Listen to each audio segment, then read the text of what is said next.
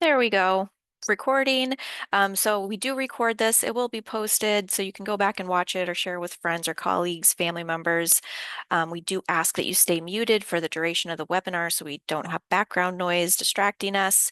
And we do ask that you leave your cameras turned off for the same reason. It kind of helps with bandwidth and distraction noises as well. We do welcome you to put questions in the chat box at the bottom of the screen. And I should have asked,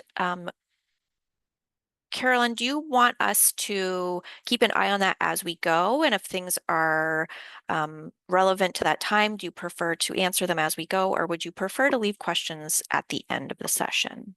I think just for time management, we might want to leave them to the end. I often find when I'm presenting that I end up answering a lot of the questions that come up as I go along. Absolutely. Perfect.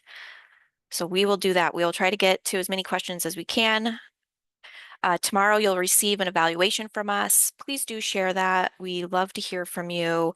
What went well, what didn't go well. If you have ideas for future presentations, we're always looking for new ideas. We've been doing this for a while, so I love seeing those new interesting things pop up in that evaluation form. Just a quick background on us. We're a nonprofit organization that's the voice for all of New Hampshire's 1,000 lakes, and we're working to restore and preserve the health of all those lakes. We do that through our programs. We have advocacy, which is just starting to wrap up here. Andrea, I'm sure you'll be giving sort of a season wrap up here at some point. We also have our conservation programs, which are just kicking off on full steam ahead right now. Our Lake Smart program, which has some fun and interesting updates coming soon, and our Lake Host program, we're in the process of getting everybody signed on, and that will really, the unofficial start is Memorial Day weekend. We have a lot of lake hosts out there monitoring boat ramps. And of course, our outreach program, bringing you this webinar tonight. And our big kickoff for outreach is the start of the season is Lakes Congress. We do still have some spots open. That's our in-person event we hold every year. Lots of great sessions this year. We have about 80% of our tickets sold out. So if you're waiting, it could be sold out soon. So get those tickets in before we're sold out. Oops, I think I skipped something here. And you can help support all these great programs that we are doing. Become a supporter. It's easy, newhampshirelakes.org/donate. And we have our spring appeal happening right now where donations are matched. So every dollar you donate turns into $2 until the end of May. Take advantage of that if you're thinking about donating. Now is the perfect time to do that. I don't know what keeps doing that. We're your hosts. I'm Erin Mastine, our outreach manager, and Andrea is joining us, like I mentioned before, our president and policy advocate, helping me keep an eye on the chat box. Thanks for coming tonight, Andrea. And without further ado, I will turn it over to our expert presenter, Caroline Hughes, Loon Preservation Committee biologist and outreach coordinator. And I will stop sharing and allow you to get to all the fun stuff. Great. Well, while I'm getting this shared, I do just want to say thank you so much to NH Lakes and Erin and Andrea for having me here tonight. You guys do amazing and important work for our lakes and for the loons and all the other wildlife that call them home. So thank you for what you do. And thank you all for being in attendance tonight to talk about loons. This talk is going to cover, first of all, loon vocalizations, which I know are a big part of what make these birds so special for a lot of people, but also sort of a summer in the life of the loons. What are they going through? What does their nesting process look like? What are the threats that they face? And how can we help them to, minimize these threats and help them be more successful? So I'm just going to dive right in here. So we'll start off with those loon vocalizations. Loons make 4 different calls, and they're all used in different contexts and can help them communicate a lot of different information. So I'll start by playing each call and then giving you the name of that call and talking about what it means. Erin, if you could just give me a thumbs up if this audio plays. I've never tried to share it this way before. Okay, great. So that call that I just played is the tremolo.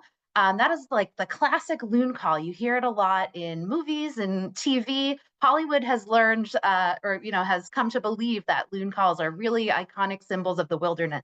So you hear the tremolo, and the next call that I'm going to play, the wail, a lot whenever they're trying to, tell you that the scene you're watching is taking place in a remote spot, even if that spot happens to be in a place where a loon would never be, like the desert.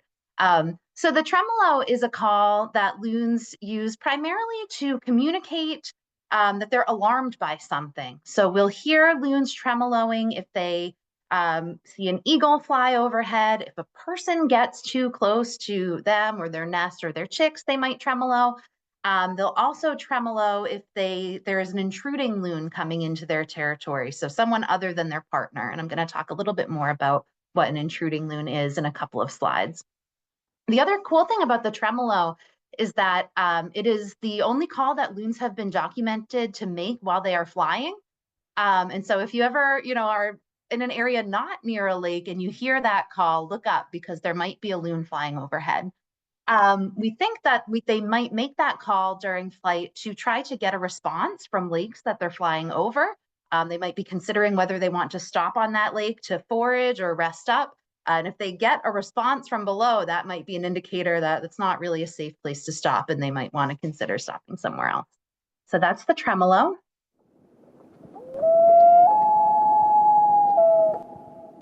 That's the wail. That's another really classic loon call. If you've been on a lake in New Hampshire or in New England, you've probably heard that call before. That is used for long distance communication, typically between the members of a pair. So if they're separated on the lake and are trying to find each other, they might wail back and forth and slowly get closer and closer together until they link back up. The other thing is, even if they're in close proximity, if they see or sense something that they're a little concerned by, they're maybe not feeling threatened yet, but they're a little bit concerned, then they might give a higher pitched version of that wail just to alert their partner to the fact that there's something that they might want to keep an eye on.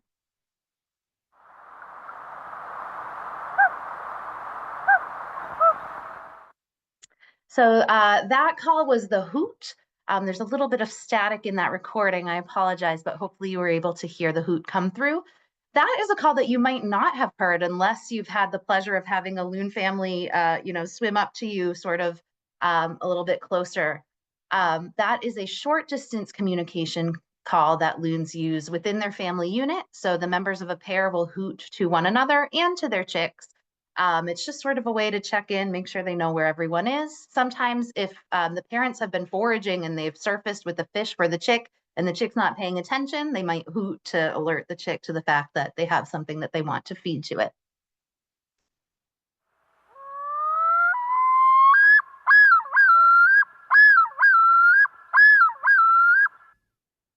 And so that call that I just played is the yodel, and I saved it for last because it's a really fascinating call that a lot of research has been done on. So the yodel is a call that is only given by male loons. So if you ever hear that, and you see the loon that's making it, you know that that is the male of the pair. It's one of the only ways that you can really definitively tell loons apart.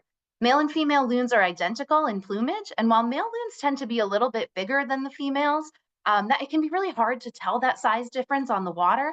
And so unless your loons are banded and you happen to be able to get a glimpse of the bands, the yodel can be like really the only way that you can definitively know who is who in your pair. And so the yodel is a call that is used primarily for territory defense. Male loons will make the yodel in a lot of the same situations where a tremolo might be made by either a male or a female loon. So whenever they're feeling threatened by something and they're trying to, show strength and show that they're willing to fight off whatever that perceived threat is. So we do see loons, male loons yodeling when eagles fly overhead. If you have a particularly aggressive male loon, he might also yodel at planes that fly overhead. We don't know if they're mistaking them for an eagle or what, but it's pretty common for loons to yodel or even tremolo at planes. They will yodel if, again, a boat or a person gets too close to their nest or to their chicks. They will yodel if intruding loons come into their territory. And so this is a call that communicates a lot of information. So the research that has been done on yodels shows that there are a couple different types of information that loons are expressing to other loons and that other loons are able to pick up on from hearing that yodel. So the first is that the yodel tells another loon about the size of the loon that is making that call. A bigger male loon is going to give a deeper pitched yodel. So if you are a loon that doesn't have a territory of its own and you're a male loon and you're thinking of going into a lake and trying to fight the loon there for that territory, and you hear a really deep yodel, then that's a really big guy that you might not be able to take on in a fight. And so you might think twice. And similarly, if you hear a really high pitched kind of wimpy yodel, then you might choose to go and test the waters there and engage in some territorial interactions there, because you might be more likely to win if that loon is smaller. The other thing that the yodel indicates is the willingness of the loon that is yodeling to fight.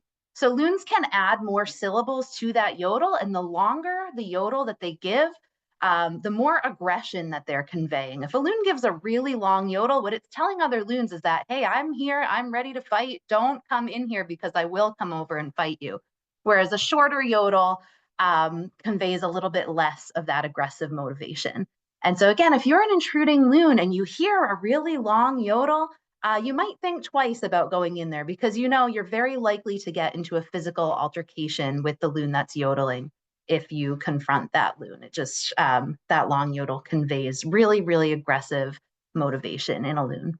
The other thing that came out recently, a paper published just a couple of years ago, is that the yodel may also convey something about the age of the bird that is giving that call. They just found that there was something about the pitch of the yodel or the frequency of the yodel that conveyed a little bit of information about how old the loon giving it might be. And it was the frequency of a very certain piece of that yodel. So there's so much information being communicated in these calls.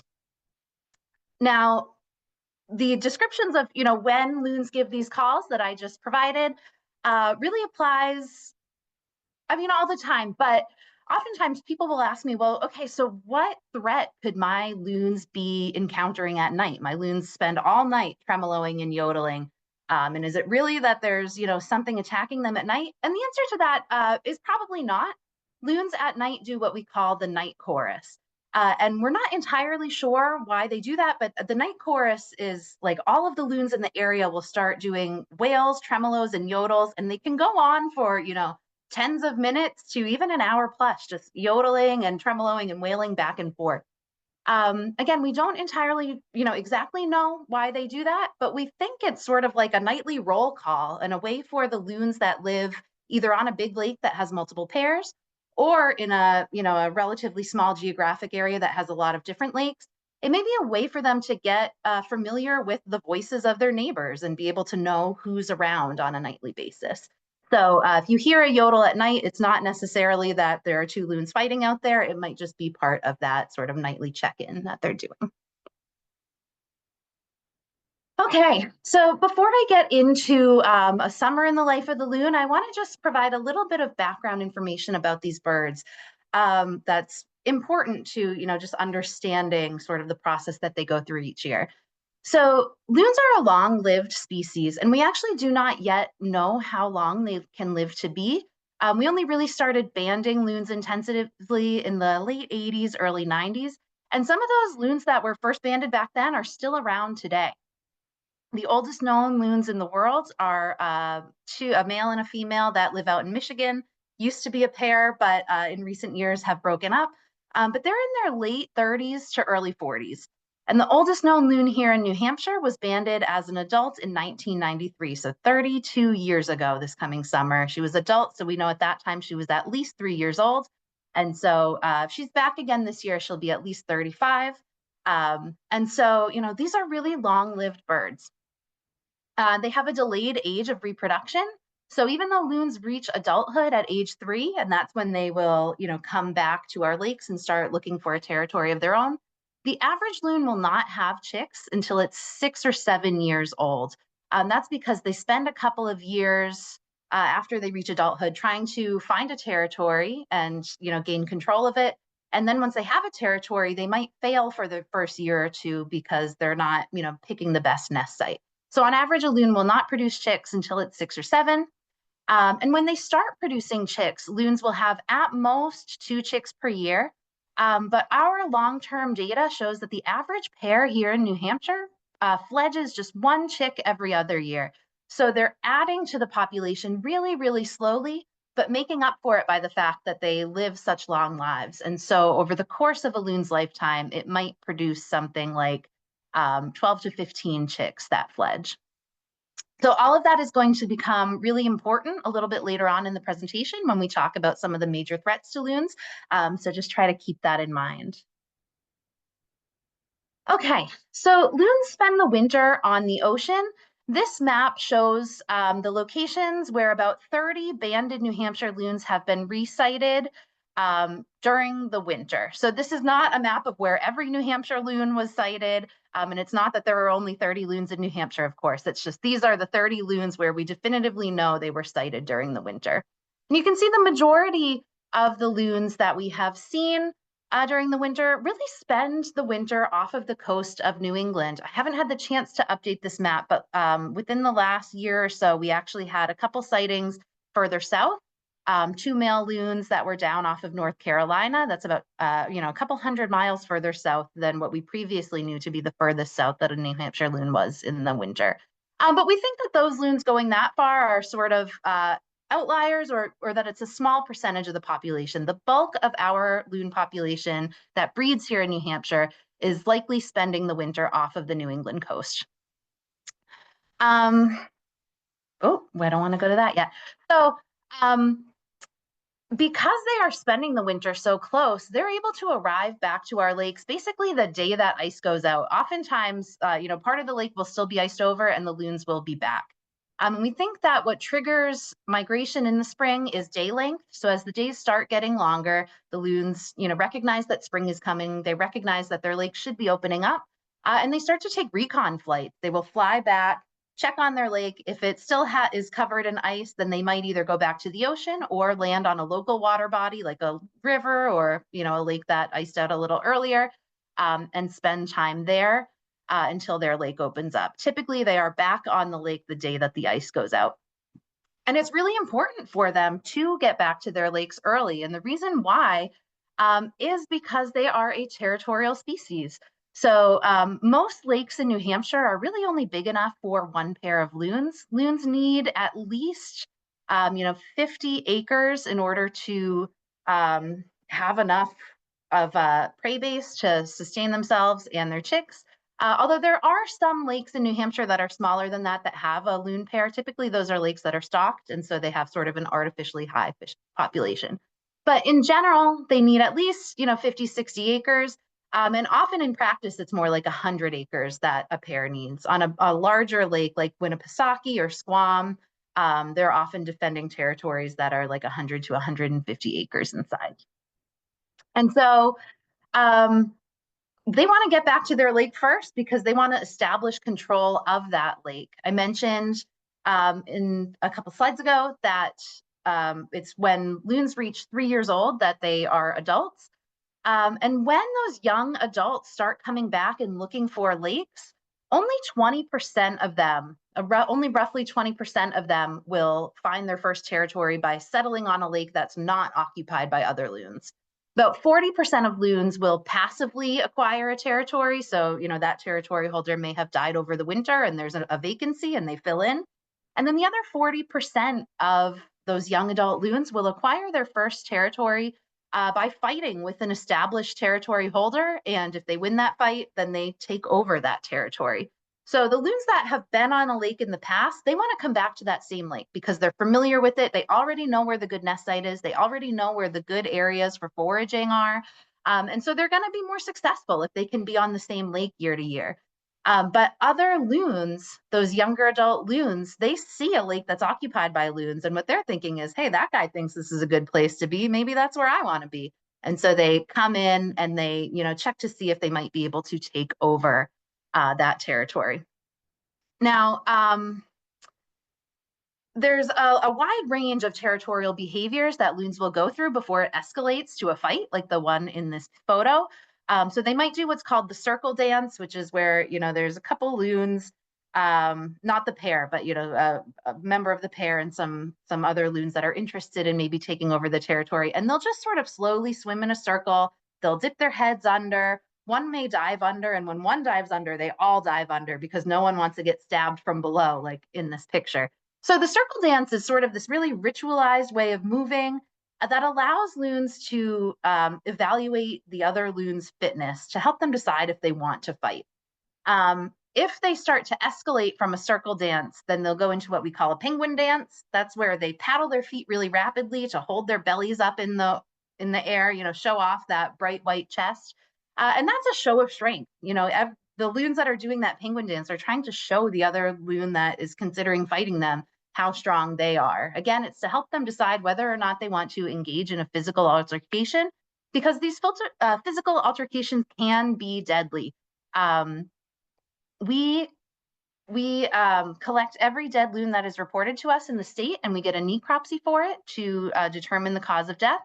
And about 6% of the adult loons that we have necropsied since 1989 have died from fights with other loons. So it pales in comparison to other causes of death that we've documented, but it's not nothing. These fights can be really serious. And so when it gets to the point, like in this photo, those loons are really, putting it all on the line for the sake of trying to either acquire a territory or to hold on to the territory that they already have. So a lot of fighting like this is happening now, from the time that loons arrive through the time when they start nesting. This is, the old territory holders are coming back, and those new adult loons are trying to find a territory, and they're hoping that they'll be able to acquire a territory before nesting season starts.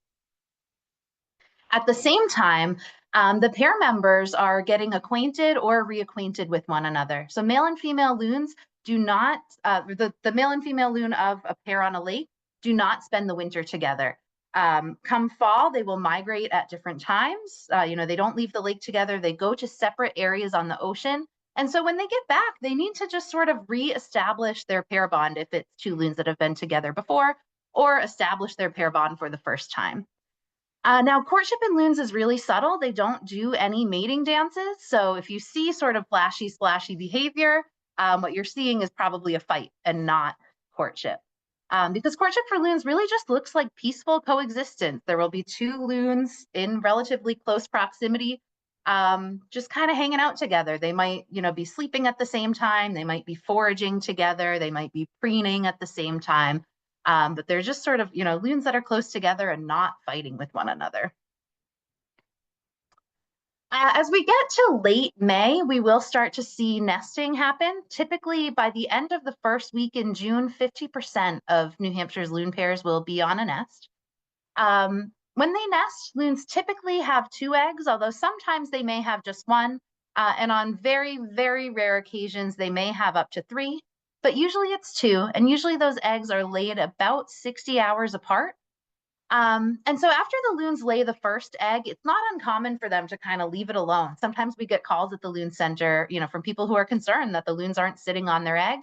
But that's pretty typical, and it may be so that that first egg doesn't get too much of a head start on development compared to the second egg, since they are laid 60 hours apart. From the time that the first egg is laid to the time that the second chick hatches, it's usually somewhere between 26 to 28 days. And once that second egg has been laid, that is when the loons will start to incubate consistently. And so those eggs need to be sat on basically 100% of the time in order to maintain the proper temperature and humidity and other environmental conditions that will allow the eggs to develop properly. And so in order to allow that to happen, to allow the eggs to be attended while also allowing both of the adult loons to, be able to forage and take care of themselves, males and females share incubation duties, and they really share them pretty much 50-50. So a lot of the time people will see a bird on the nest and assume that it's the mom. And with loons, you can't make that assumption because it very well could be the male tending to those eggs. They're great dads. Because the eggs were laid about 60 hours apart, they do not hatch at the same time, but the second egg does catch up over the course of those 26 to 28 days. So typically they're hatching something like 12 to 24 hours apart. Before I talk about chicks, I will just say that renesting can and does occur if a first nest attempt fails. And typically renesting will happen or will be more likely to happen if a nest fails earlier in the season. If a loon's nest fails in mid to late July, there's little chance that they're going to try again, because there just won't be enough time for them to hatch those chicks and then for the chicks to develop fully and be able to get off the lake before the ice comes in. But if a nest fails in, sometime in June, there's a good chance that that pair will try a second time. And sometimes we've had loons try even a third or a fourth time. So when the chicks hatch, they are what we call semi-precocial. So precocial in that there's a lot that they can do right away. They hatch, they're already covered in down. They're not naked like some bird species are when they hatch. And they really only need an hour or two on the nest to dry out before they're able to get in the water and swim. And on day one, they can even take dives, although they're so buoyant that the dives tend to be kind of short and they just pop back up above the water. But there's a lot that these chicks can do day one. The semi and semi-precocial comes from the fact that they are entirely dependent on their parents for food and for protection. And so because of that, a scene like this is very, very common during the first 2 weeks of a loon chick's life, where it rides on the back of one parent while the other parent is just kind of constantly diving and coming up with little fish or aquatic insects to feed to it. Backriding happens for a couple of reasons. First is for protection from underwater predators. These chicks are really tiny and they're a really easy target for things like snapping turtles or even large fish. And so being up on the parent's back just helps to protect them from that. Second is temperature regulation. These chicks can get cold really quickly. So being able to snuggle underneath mom or dad's wings helps to just keep them warm, helps to maintain their body temperature. And then third is energy conservation. These chicks have to do a lot of growing over a really short amount of time. By the time they're 12 weeks old, they'll be almost the size of the adult. And so anytime that they're able to save some energy by not having to swim around on their own, that's energy that they can use for growth instead of for motion. But by the time they're about 2 weeks old, they are no longer small enough to fit on their parents' backs. And so from that point on, they have to swim on their own. Before I move on, I do want to mention that when two chicks hatch, when we have a two-chick brood, sibling rivalry can be really, really common. The older chick, by the time its sibling hatches, it's been alive for 12 to 24 hours. It's already had its first swim. It's already been fed by the parents. And so it's stronger than its sibling. And it will sort of beat its sibling into submission often, to let the sibling know who's boss, to establish the pecking order. Particularly when it's mealtime, the first hatched chick will make sure that it eats its fill before it lets its sibling be fed. And that can sometimes lead to the sibling not surviving, just not getting enough food to sustain itself. And that can be really, really hard for us to watch or to know is happening.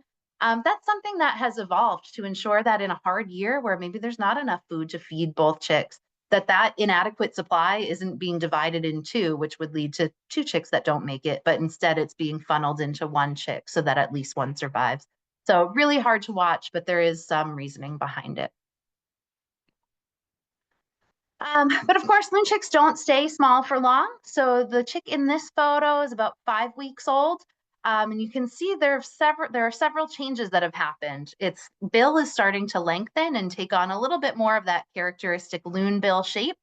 It's also starting to develop its first set of feathers. So you can see those feathers coming in on the face and a little bit on the back as well. They tend to look really scruffy and kind of funny at this stage. And the chick in this photo is begging the parent for food. So if you ever see a loon chick headbutting its parent, nipping at its parent's head or face or bill, that's what it's doing. It's letting the parent know that it's hungry and wants to be fed. Loon parents are very indulgent of their chicks. At this point, this chick can provide probably about 40% of its own food, 35 to 40%, but they're still really heavily dependent on their parents.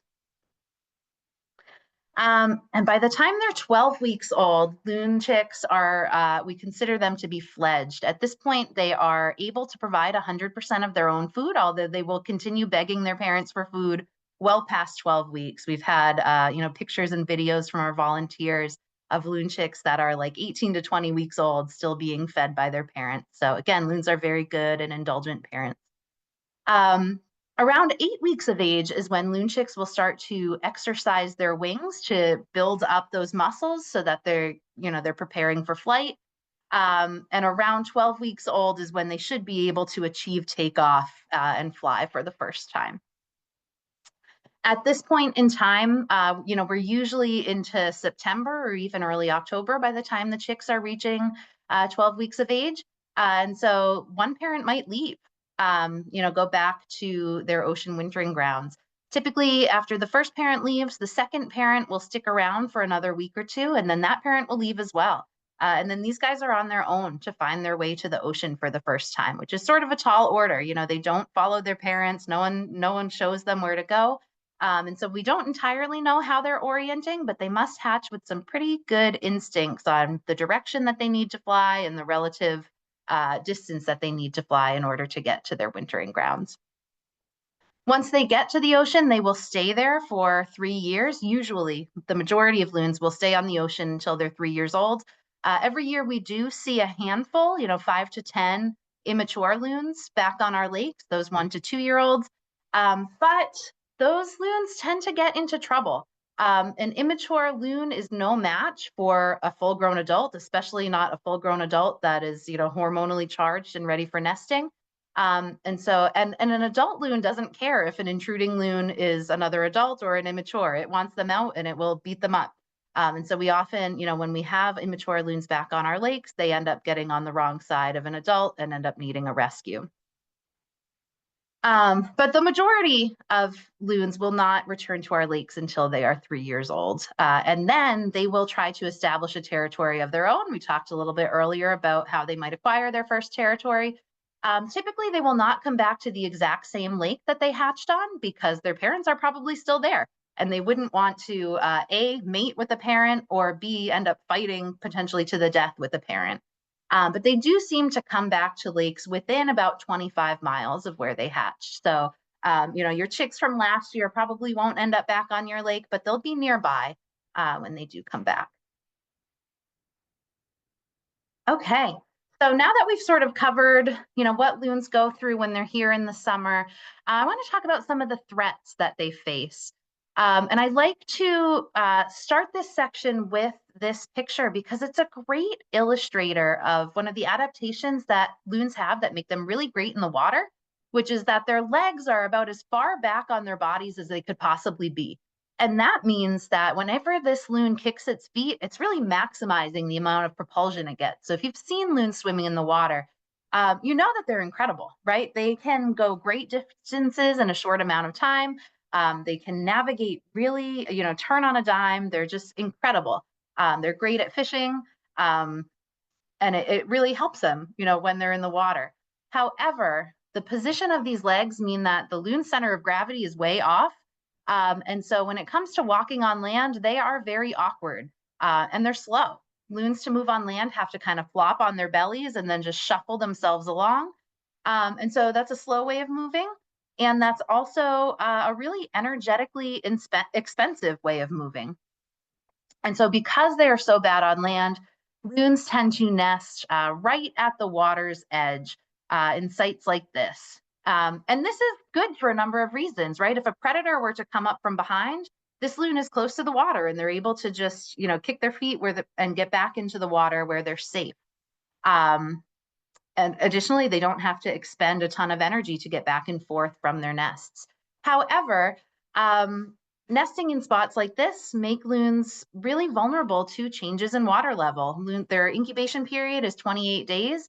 And if we have a drought during that 28 days and the water level drops substantially, then it might become too difficult for the loon to get back and forth from its nest and they might abandon their eggs. And if we have a really rainy summer like we did back in 2023, and the water level rises, then we might see the nest get flooded. And that is what we saw back in 2023. You may remember that year we had rain like every day, basically from May through July, which is the loon's nesting season. And we had a record number of flooded nests that year and very, very poor chick production because of those water level fluctuations. Human disturbance is another big problem for nesting loons. So you'll notice that there is a big difference in this loon's body posture compared to this loon, right? This loon is upright on the nest. It's sort of looking around. This is a loon that feels comfortable. This loon does not feel stressed. This loon is hunched over. It's trying to hide. It's trying to be inconspicuous. It's also in sort of a pre-diving position, right? All this loon has to do is kick its feet and it's back in the water where it's safe. So this is a loon that's feeling really stressed and threatened. And typically when we see loons doing this, it's because a boat is too close. Um, if that threat persists in the area, if a boat is getting too close and it doesn't leave, then the loon might flush off of the nest and into the water. When they do that, they can potentially kick their eggs off of the nest, which causes the nest failure. And even if they don't kick their eggs off the nest, if they stay off of the nest for too long, the eggs become vulnerable to predators like raccoons. And they also are vulnerable to temperature changes, right? Those loons need to stay on their eggs so that the eggs maintain the right conditions to develop. And the longer and the more often that loons are off of their nest, the more chance it is that those eggs might become inviable. So if you ever see a loon that is doing this, that is an indicator that it needs more space. And the best thing to do is just sort of slowly back up until the loon picks its head back up and looks more like this. It's not just when they are on the nest that loons need space. So I like to include this slide, which has some other behaviors that loons give to show that they are feeling either concerned or threatened. So the two photos on the top here are loons that are feeling concerned. They're not yet stressed or threatened, but they're a little bit worried. So the loon on the left is extending its neck up higher. They'll kind of do that to get a slightly better view of what's going on. The loon on the right has what we call the squared off brow. So they have a muscle up there that they can contract to give that square appearance. Sometimes people will send us pictures of loons like this and ask us, did this loon get in a fight? Is that swollen? And we usually tell them, no, that loon just needed a little bit more space. The loons on the bottom row here are feeling very stressed. So the bottom left is a loon chick that is sinking low in the water.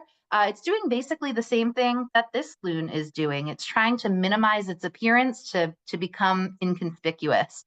And then the loon on the right is doing the penguin dance, which I talked about earlier when we talked about territorial behavior. This is, they have to paddle their feet really rapidly to maintain this position. So it takes a lot of energy. And for a wild animal that has to work really hard for every meal that it gets, it's not a good thing to be, spending that energy unnecessarily. And so I will point out that all of these behaviors are things that loons do in response to a range of threats. It could be that that loon is reacting to an eagle or to an intruding loon. However, if you ever see any of these behaviors and there's no clear other threat around, then it's best to sort of back off and give those loons some more space, because it could be that you are what's causing that behavior. Some loons are more sensitive than others. Some will react like this even when you're pretty far away, especially if they're on a lake that doesn't get a whole lot of traffic. They might just be less used to people or boats. So it's always best when you're around loons to familiarize yourself with these behaviors and keep a lookout for these behaviors. Okay, there are a number of other threats to nesting loons as well. So shoreline development, sometimes the places that loons like to build their nests also happen to be the places where we want to put our docks or our beaches or our homes.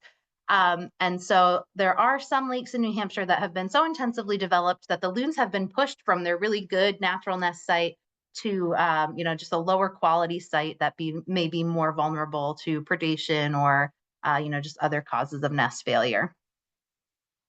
Human commensal mammals are things like raccoons that have always been around, but are around maybe in higher numbers because of human sources of food like garbage. They tend to be opportunistic predators of loon eggs, and so just having those, more of those animals around means that if a loon is off of its nest for any reason, that it might be a little bit more likely that that egg gets predated. Avian predators. I always feel the need to stop and say that we are not anti-eagle at LPC. I think folks may expect us to be. Eagles are, a predator of loon chicks, certainly, but a threat that loons have been dealing with for a very long time. And they have evolved special mechanisms to help keep their chicks safe. Loons, when they sense an eagle flying overhead, will immediately start yodeling and tremoloing. And that alerts the chick that something is wrong and it needs to go hide. And so often that chick, when the parents start freaking out, the chick will go and hide along the shoreline. And a lot of the time, people will report to us that an eagle has taken their chick. And I'd say 4 times out of 5, when we go to check, we find the chick. Because, what the human observer is seeing is the eagle flying overhead and maybe swooping down, the loon's freaking out, and suddenly the chick's not there. And what actually happened is that early warning system allowed the chick to go and hide. So eagles do take loon chicks. We do have a small number of chicks each year that succumb to eagle predation. But it's not the threat that we are most concerned about. And it's a natural threat that, we're really not doing anything to try to address, because, again, these are two species that have evolved together, and it's sort of this age-old battle between them. Contaminants is something that we are actively researching. So every failed egg in the state that we can get to before a predator does, we will collect. And we're able to test a small subset of those eggs for things like PFAS, PCBs, DDT. And what we have found in the eggs that we've tested, and we've now tested over 100, is that every egg that we have tested contains every contaminant that we are looking for. And 60% of the eggs that we have tested contains at least one of those contaminants at a level that is equal to or higher than levels that have been found to cause reproductive harm in other species. So we don't yet know what levels are important for loons. That's what we are working on now, but it's concerning that we're finding these contaminants so broadly in loon eggs, and that we're finding them at levels that have been known to harm other species. Another threat to loons, and really the biggest threat to loons in New Hampshire, has been lead fishing tackle. Loons are a fish-eating species, and so there are lots of opportunities for them to accidentally swallow fishing tackle, right? They might swallow a fish that has broken an angler's line. They're also a visual predator, and so when they see something moving past them in the water, their instinct is to strike at it, because throughout most of history, that moving thing was a fish, right? Or something that they could eat. And so sometimes they will actually just strike at someone's line, or they may also try to take a fish off of someone's line. I wish they wouldn't do that. It does not make them popular with anglers, but they will do that sometimes. And so if that person is using, non-lead or non-toxic tackle, that loon will be able to pass that just fine. Even hooks, they're designed to break down fish bones. And so they can swallow a hook and, break it down and be fine, no problem. But if that person is using lead tackle, that loon will die within 2 to 4 weeks. Again, we have been collecting and necropsying every loon that has died that has been reported to us in New Hampshire since 1989. And over that time, 37% of the adult loons that have died in New Hampshire have died from lead fishing tackle. It is the single largest cause of documented adult loon mortality, and it's had a really big impact on our loons. Here I just have some x-rays that show, some loons that came in either as rescues or as mortalities, and you can see the lead tackle in them. And the reason that this has been such a big problem for loons is because of those life history characteristics that I talked about earlier. So loons are a long-lived species, and they produce relatively few chicks per year, right? 1 chick every other year is the average here in New Hampshire. And so they make up for that low reproductive output by having this long lifespan. And if we cut a loon's life artificially short, we're losing not just that individual, we're losing every chick that it would have produced over the course of its natural life. In addition to that, we find that reproductive output tends to go down to 0 for a couple of years on a lake when a pair member is lost. Usually, that it takes a little while for a new loon to fill in and to get familiar enough with that area, and to know where the good nest site is to start producing chicks again. So often when we lose a loon, we won't see chicks on that lake for a year or two after that. So here in New Hampshire, lead poisoning and lead tackle mortality has had an impact on our loons at the population level, not just the level of the individual. So I'm going to sort of fly through this because I know I have to be done soon. So LPC was founded in 1975 in response to a really dramatic and noticeable decline in New Hampshire's loon population. At that point, there were fewer than 100 pairs left in the state. And the founding principle behind our organization was that if human actions had caused that decline, then human actions could also help to reverse it and bring our loons back. And so we have sort of a 4-pronged approach. First is management. So we float nest rafts across the state. Last year we floated 156. This year I think it'll be a little bit higher than that. We're still getting the last rafts out. These help address a lot of the problems that I talked about. So they rise and fall with water levels. So a loon nesting on a raft won't have its nest flooded or stranded. They can provide an alternate nest site on lakes that have been so developed that there's really no good natural site anymore. They have a guard over the top to help protect from avian predators.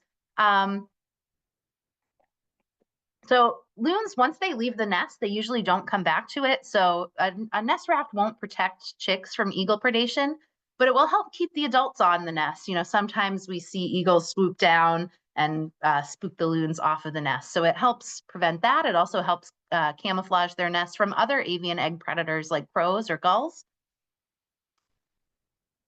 At some sites, we might put out signs to help limit human disturbance. Usually, we do this in consultation with the people on the lake, because there are some lakes where a sign might actually attract more attention to the nest site. And so we're always talking with our volunteers on the lakes when we, decide if we want to put out signs or not. And typically at nests that are either really visible or at really high trafficked areas, we will put out the signs to try to prevent people from getting too close. We do a lot of public education and outreach. So in addition to presentations like the one I'm giving tonight, we have loon cruises on Squam Lake every Monday and Friday in the summer in partnership with the Squam Lakes Natural Science Center.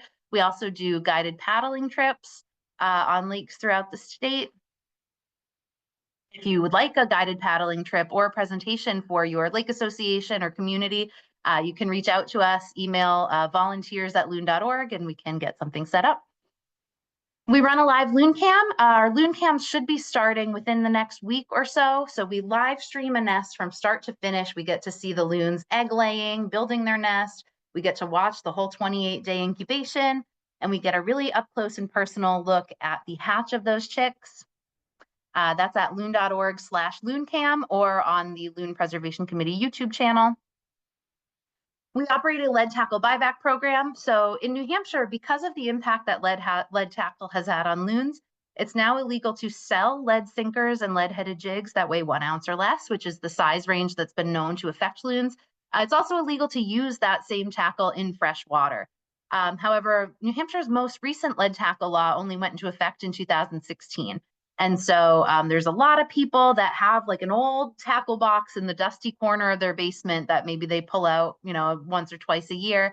It's very likely that those old tackle boxes have lead in them. Additionally, this lead tackle is something that is legislated on a state-by-state basis. And so there are a lot of states that either don't have a lead tackle law at all or don't have one that's as strong as New Hampshire's. And so people who are vacationing here might be bringing with them tackle that's legal to use in their state, but not legal here. So our buyback program is geared towards educating people about New Hampshire's lead tackle law and about the impact of lead tackle on loons and other wildlife.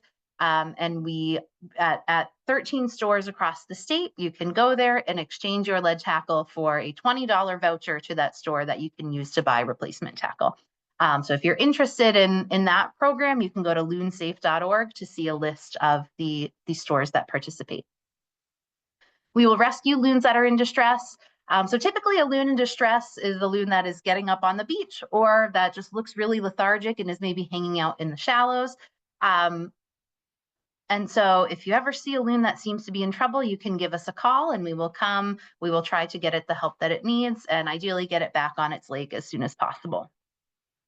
And then we do a lot of different research into the things that are affecting loons, both in terms of their survival and their reproductive output, and just trying to continue to develop solutions to the problems that they're facing and keep our finger on the pulse of new and emerging problems. We also monitor lakes, and I saved this for last, but it's really sort of the most important thing that we do. So since 1975, we have gone out to count loons. We monitor over 350 lakes throughout the state.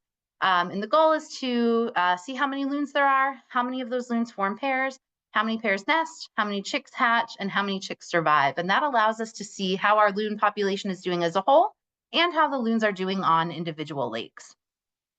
So This shows New Hampshire's loon population and chick outputs from 1975 through 2023. I need to update it with last year's numbers. But so in 1975, we had fewer than 100 pairs of loons or fewer than 200 paired adults. Last year, we had 359 pairs of loons. So our population has more than tripled. The green lines here represent two different estimates of how many loons New Hampshire can hold. The lower one is what LPC think, or what we put forth in our loon recovery plan back in 2009. So we think maybe 450 pairs. The higher line is what Judy McIntyre, who is a loon researcher and sort of considered the mother of loon biology, thought New Hampshire could hold. So the reality is probably somewhere between those two lines. And so we're well on our way to getting there, but there's still some growth to go before New Hampshire is at what historic levels likely were. Okay, that is what I had prepared, but I'm glad to answer questions.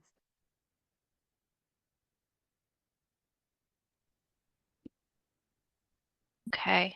Andrea, you may have been keeping a closer eye on this than I was, but so go ahead if you have one right off the top of your head and we'll try to get as many as we can. Yeah, Caroline, awesome job. There are a lot of good questions, and I tried to put some resources in the boxes as we went along, but you are the expert. So just really quickly, I'll shoot these at you kind of rapid fire. Fireworks on lakes, is that a concern for loons?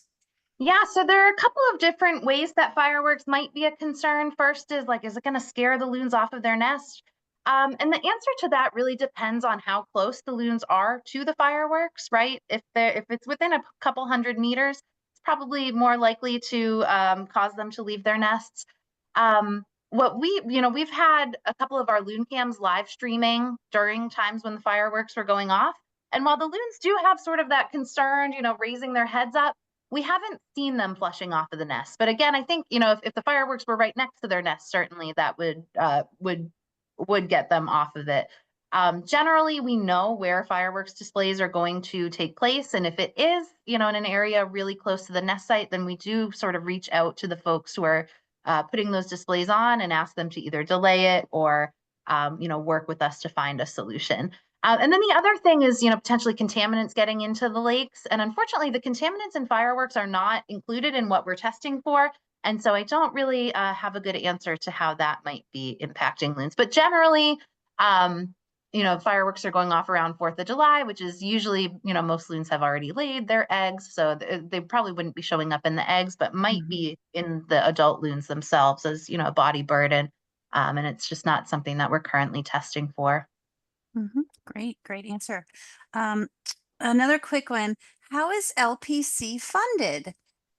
So we are funded primarily, basically entirely through private donations. We are a nonprofit organization. We actually are in the middle of our Member a Day in May membership drive, which usually has a goal of recruiting 31 new members. This year is LPC's 50th anniversary. And so we are trying to get to 50 new members in the month of May in celebration of that. And so if you would like to help us reach that goal, we're only at 40% of the way there yet. So we could use some new members. You can go to our website, loon.org, and become a member. Not only will that be supporting our work, but also you will be entered into a raffle to win one of 3 loon-themed prizes. So all that information is on our website. Awesome. And I put your link there in the chat. So folks, if you're looking how to find that, great. Okay, lots of good questions here. I would say if you have a specific question about loons on your particular lake, feel free to reach out to Caroline after this evening. There are a couple of those. Someone asked about putting a raft on their specific lake. How do you decide which lakes get rafts? So we have pretty specific criteria for when and where we will put out a raft. Because loons live for such a long time, they have multiple chances to reproduce. And so 1 year or even 2 years of nest failure isn't hugely concerning. And we don't want loons to become dependent on us unless, there's no other option, unless we know that they just really can't make it happen without that intervention. And so because of that, we will put rafts out on lakes that have had a nest failure for 3 years in a row. due to a problem that a raft can solve, right? So if those loon chicks keep getting picked off by eagles, a raft isn't going to help with that. And so, we wouldn't float a raft there. But if there's a nest where for 3 years in a row they've been flooded, then that is, a site that's a really great candidate for a raft. And so we are typically sort of keeping an eye on that. And, preemptively, we have a list that we know of where we want to put new rafts. But if you think your lake qualifies, you can send us an email at info@loon.org. That will come through to us on the biology staff, and we can, look into our data and talk with you about if your lake qualifies. And if it doesn't qualify, we can talk about maybe some other management like signs or other things that might help your loons out. Great. There's a fascinating question. I'm interested in the answer. Elaine mentioned that this year she's heard some reports of a large number of loons on local lakes and cited 103 loons seen on Lake Maury in Vermont. Caroline, do you have any insights into this? Yes, it's so cool. So we first heard about this when Ian McLeod, who is the director of the Squam Lake Science Center, reported like 30 loons on Lake Waukesha a couple weeks ago. And since then, we've had reports of 50 loons on Merry Meeting Lake. I think the largest number that I've heard is Lake Maury. And so this is probably loons that they're probably not residents here because most of our resident loons were back before these big groups started showing up. But we think they're loons that were migrating through. And the bad weather that we had last week, the last couple of weeks, right? We had a lot of rain, and rain is not really great flying weather for loons. And so it might have, caused them to sort of take shelter on a lake and wait out the weather. And so I've seen some comments from people like, oh, I hope they all stay. You don't want them to stay. That many loons on the lake is going to be chaos, and there will be no chicks on that lake. So hopefully they're moving on now. But what a cool thing to see those pictures and videos of all those loons on our lakes. Wow. Wow. I know we're getting towards the end, but I was curious about this one too. We've been hearing about bird flu. Is that something that impacts loons? So thankfully, bird flu has not really been a huge concern for loons yet. And we have been, it's been an issue for the past couple of years, and we've been taking precautions whenever we do a loon rescue or banding. We're like fully garbed up with masks and face shields and gloves and protective aprons, just to be overly cautious. However, loons, typically are not in flocks, although this, recent couple of weeks is sort of contrary to that. But usually they're not. And so it tends to not spread through them the way it does through species like geese or ducks. And so far, there have been very few loons that have died from bird flu, and most, if not all of them, have been on the ocean, not on lakes. Okay. On the ocean, they are a little bit more likely to be in contact with larger numbers of other loons. And so it's something that we continue to be concerned about, but it's probably not a huge risk for loons. Great. Well, that's good news. There were a number of other questions in the chat, but Erin, I know we're getting up on 8 o'clock. Yeah. So certainly I'm sure if you have specific questions, you could contact LPC if that's all right. To have your their questions answered, I should say.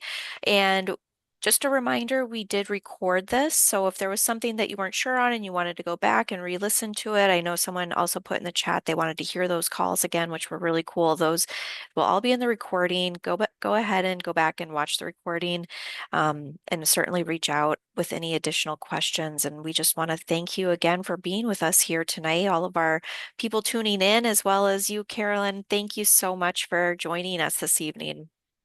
Yes, thank you for having me. I put it in the chat, but you can reach me with questions at volunteers@loon.org.